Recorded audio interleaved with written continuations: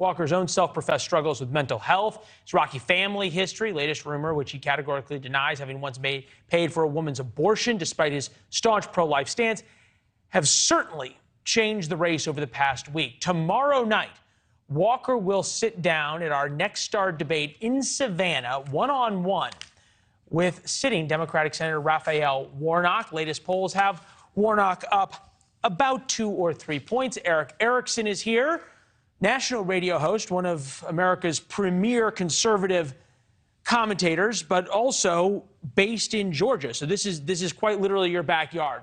You had predicted a week or 10 days ago that this was potentially a knockout for Herschel Walker, these accusations that he paid for an abortion. Lots changed this week. After this interview, you view it now how?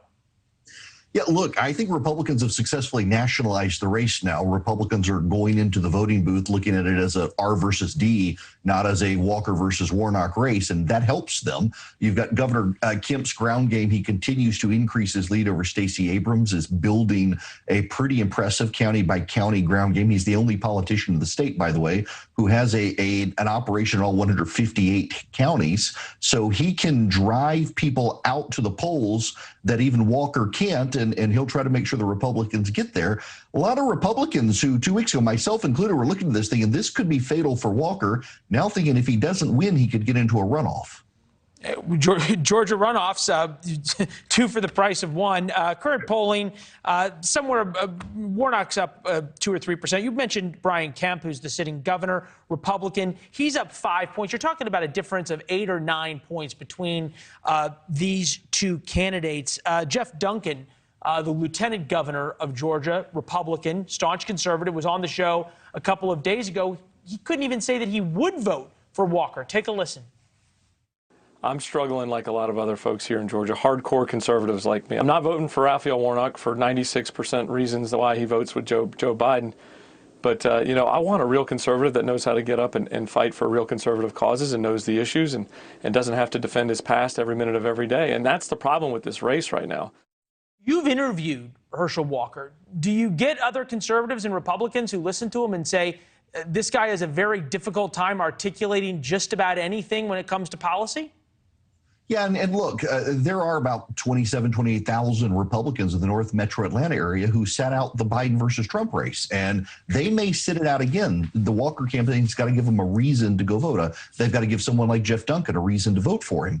There are concerns about Walker, but when you push them, at the end of the day, they say, well, he'll vote the right way. And for the Republicans, just like the Democrats, it's about power, and they want control of the Senate. If it runs through Georgia instead of Nevada with Adam Laxalt, they'll do everything they can to make sure he wins. Yeah, Dana Lash sort of said that in a far crasser way than you just put it. Basically, I don't care what Herschel Walker's done or whose abortion he's paid for. I care about control of the Senate. Is Herschel Walker helping his cause at all with stories like the cow? We're going to play the soundbite. Your reaction says it all. Yeah. I've been telling this little story about this bull out in the field with 6 cows, and 3 of them are pregnant. So you know he got something going on. But all he cared about is kept his nose against the fence, looking at 3 other cows that then belonged to him. And when he got up there, he realized they were bulls too. So what I'm telling you, don't think something is better somewhere else. Does he not have anybody around him who can keep him on message and control? He's standing next to Rick Scott and Tom Cotton there, for God's sakes. One of the more prominent Republicans in the state texted me after that and said, if he loses, chalk it up to the cow speech.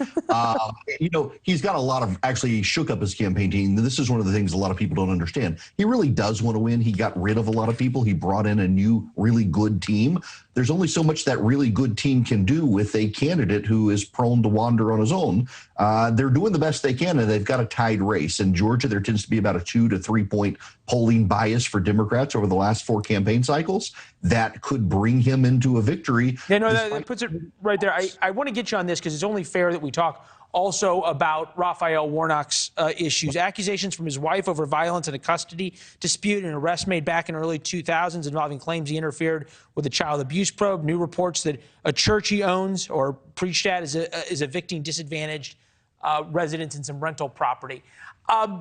It's interesting. Warnock is not talking to the media. He's sort of siloed himself off, and he's now campaigning in deep red counties saying, no, I work with Republicans. 30 seconds. Does that middle-of-the-road appeal work in Georgia? Listen, he's got some of the best ads of any candidate running for any office in the nation. He comes across as very likable. The Republicans have not really defined him. They've allowed him to define Walker, and those are the strategic missteps that could cost Walker the points he needs to get across the finish line. Yeah, whether it's a referendum on Raphael Warnock and Joe Biden or a referendum on the guy who told the cow story may define this election. It's good to see you, Eric. Thank you. Thanks for watching. Go to newsnationnow.com to find NewsNation on your television provider. And don't forget to subscribe. Click the red button to get more of NewsNation's fact-driven, unbiased coverage.